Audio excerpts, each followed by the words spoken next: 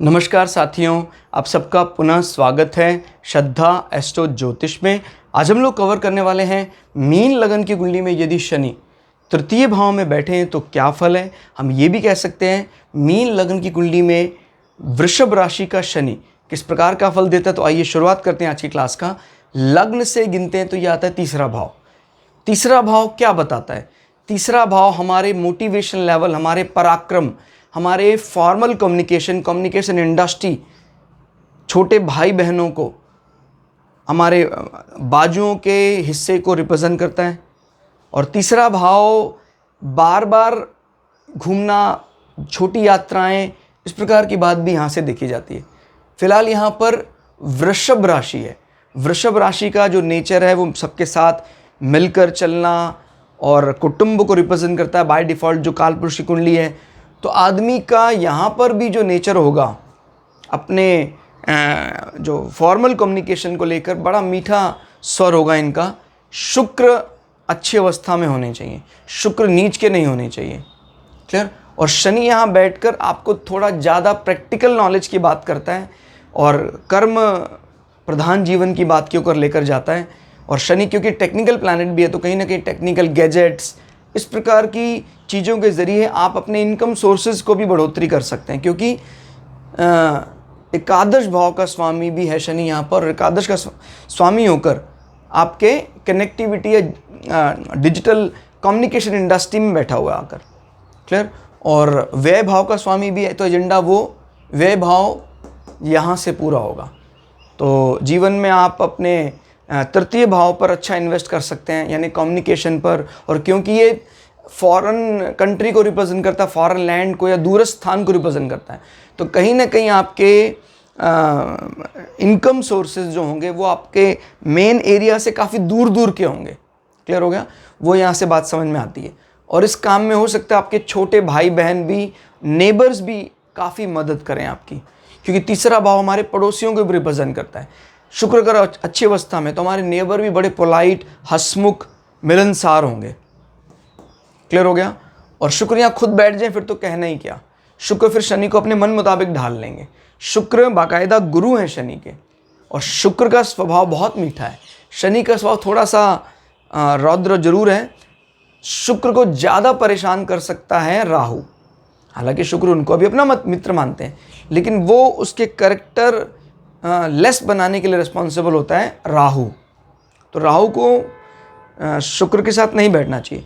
शनि के साथ बैठा शुक्र जनरली इतनी बड़ी समस्या नहीं क्रिएट करता, बशर्ते वो शुक्र के हाउस में बैठे हों, बजाय कि शनि के। यानी अगर शनि के पास जल्द बल ज़्यादा होगा फिर मजबूरन शुक्र को अपने आप को शनि की तरह ढालना होगा। थोड़ा सा कर्मठ कह लो, थोड़ा रूखा कह लो, वैसा बनेगा। लेकिन शुक्र स्वयं अपने हाउस में बैठे हैं तो फिर शनि को शुक्र के हिसाब से ढलना पड़ता है। तो ये एक अच्छी बात है कि एक शुभ ग्रह के हिसाब से कोई क्रूर ग्रह, कोई पाप ग्रह ढलना चाह रहा है। और क्योंकि तीसरा भाव पराक्रम को भी बताता है, तो तीसरे भाव में आप शुक्र की तरह बोले बड़े पोलाइट भी हैं, और शनि वक्त आने पर बीच बीच में आपको एग्रेसिव भी कर सकते हैं। यानी वो भी आपके गुण के रूप में ऐड कर दिया शनि ने, जो एक अच्छा उदाहरण है। फिर बात करते हैं कि भाई इन दोनों हाउसेस का स्वामी कितने से गिना हुआ है। तो यहाँ से गिनते हैं 1 2 3 4 5। जब कभी भी बड़े भाई, बड़ी बहन और कोई हमारे मित्र, उनकी संतान या उनके जीवन में अचानक होने वाले लाभ को देखना है तो यहाँ से देखा जाता है। अगर ये अच्छी स्थिति में बैठा हुआ है तो आपके बड़े भाई, बड़ी बहन की एजुकेशन भी अच्छी होगी, क्योंकि वो उससे पंचम क्या होता है? पढ़ाई का होता है। क्लियर हो गया? किसी भी हाउस से पंचम हाउस एजुकेशन, सर्टिफिकेशन की बात करते हो। 1 2 3 4 5। फिर 12वें भाव से गिनते हैं 1 2 3 4। 12वें भाव से चतुर्थ बैठा है, यानी दूरस्थ स्थान से मिलने वाले जीवन में जो सुख है वो यहाँ से देखे जाते हैं। तो आपको दूरस्थ स्थान से जीवन में, वैसे मैंने बताया, कहीं ना कहीं कम्युनिकेशन इंडस्ट्री के जरिए आपको जीवन में सुख का अनुभव हो सकता है फॉरेन लैंड से। क्लियर? अब यहाँ शनि की दृष्टि की बात करते हैं। 1 2 3। शनि आपके संतान भाव, विद्या भाव पर नज़र बनाए हुए हैं। तो ये कहता है कि भाई विद्या को पाने में आपको काफ़ी ज़्यादा कष्टों का सामना करना पड़ेगा। चंद्रमा की राशि कर्क राशि का स्वभाव शनि के समझ में नहीं आता है, या ये कहीं ज़्यादा लगाव नहीं है शनि को इस राशि से, तो इसका खामियाजा आपको एजुकेशन सर्टिफिकेशन में और आपके संतान की प्राप्ति में भी उठाना पड़ेगा। आपका मूल रूप से स्वभाव जो एजुकेशन को लेकर है वो चंद्रमा के कर्क राशि की तरह बड़े ज़्यादा हंसमुख, और पढ़ाई का सब्जेक्ट भी जनरली कहीं ना कहीं मरीन इंडस्ट्री, कोई ना कोई लिक्विड, हॉस्पिटैलिटी, केयरिंग, इस प्रकार की इंडस्ट्री में आप जा सकते हैं। और शनि का यहाँ इस पढ़ाई में अगर बात करें, सब्जेक्ट में बात करें, तो उस सब्जेक्ट को थोड़ा ज़्यादा इंजीनियरिंग या टेक्निकल कर देता है, लेकिन पढ़ाई उस कोर्स को लेने में आपको काफ़ी ज़्यादा दिक्कतें होंगी। और इसमें तब थोड़ा बल आ सकता है अगर चंद्रमा और शनि कहीं एक दूसरे पर आइदर इकट्ठे दृष्टि डाल दें या इकट्ठे यहाँ बैठ जाएं, तो फिर चंद्रमा का बल बहुत बढ़ जाएगा, क्योंकि चंद्रमा वृष राशि में उच्च का होता है और चंद्रमा दूसरे लक्ष्मी त्रिकोण का स्वामी है और शनि आय भाव का स्वामी है। तो जब ये दोनों हाउसेस के लॉर्ड इकट्ठे हो जाते हैं तो ये भी एक मजबूत धन योग माना जाता है। क्लियर हो गया? तो इस कंडीशन में फिर आपको परेशान होने की कोई ज़रूरत नहीं है कि शनि दृष्टि डालकर इस घर का क्या कर लेगा।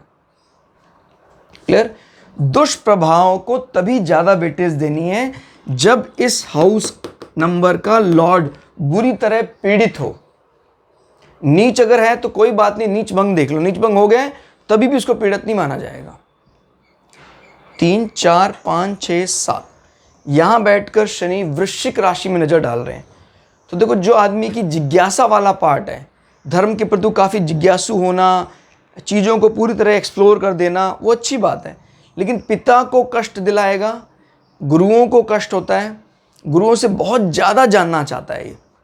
क्योंकि आपको पता है, हमने अष्टम भाव में जब इसको देखा था, तो अगर आपको ध्यान आता हो, वृश्चिक राशि जब अष्टम भाव में बढ़ती है तो आदमी को जीवन में कष्ट होता है, लेकिन शनि एक गुण दे देता है कि किसी के विषय में आप कोई बात बोल देते हैं, यानी कुछ पारलौकिक विषय या इस प्रकार की कोई बात आपने बोल दी, वो पूरी होती दिखाई देती है। और यहाँ पर आपके लक को कमज़ोर करेगा, आपको 2-2, 3-3 बार अटेम्प्ट करना पड़ेगा उस कार्य को करने के लिए, जो ज़्यादा अच्छी बात नहीं है। बड़ी यात्राएं, तीर्थ यात्राएं जीवन में कष्टपूर्ण होती हैं, कष्ट बढ़ाने वाली होती हैं। 7, 8, 9, 10 शनि दशम दृष्टि से आपके व्यय भाव को कंट्रोल किए हुए हैं। जीवन में अच्छा खासा पैसा खर्च करने के लिए आपको धन उपलब्ध कराएगा आपका तीसरा भाव। क्लियर हो गया? इसका स्वामी यहाँ बैठा है और अपने हाउस को वापस देख रहा है, यानी व्यय को लेकर कभी चिंतित होने की जरूरत नहीं है। 12वें भाव से संबंधित जो जो विषय हैं उनको टैकल कर लेगा। जीवन में आलस्य, प्रमाद नहीं रहेगा। क्लियर? तो ये था शनि का तृतीय भाव में फल। क्लास आपको कैसी लगी कमेंट करके जरूर बताइएगा। मिलते हैं अगली क्लास में, तब तक के लिए जय श्री भगु पराशरा, जय श्री शुक्राचार्य, नमस्कार।